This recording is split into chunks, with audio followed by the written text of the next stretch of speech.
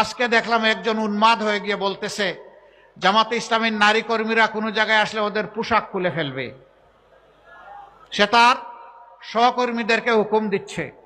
আরেক জায়গায় চাঁপাই নবাবগঞ্জে মেয়ে হয়ে একজন কথা বলেছে যে ওদের হেজাব এবং নেকাব খুলে ফেলবেন টান দিয়ে,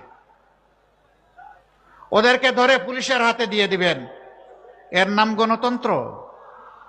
নির্বাচনের আগেই যদি আপনি এটা করেন, নির্বাচনের পরে কি করবেন? একদিকে আপনি মাদের হাতে দিবেন ফ্যামিলি কার্ড, আর পাশাপাশি আপনার প্রতিপক্ষ হলে তার সেই মায়ের গায়ে দিবে আপনি হাত।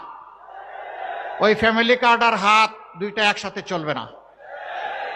যদি সত্যিই সম্মান দেখায় থাকেন তাহলে আগে আপনার মাকে সম্মান দেখান, এরপরে বাংলাদেশের প্রত্যেকটা নারীকে মায়ের মর্যাদায় সম্মান দেখান।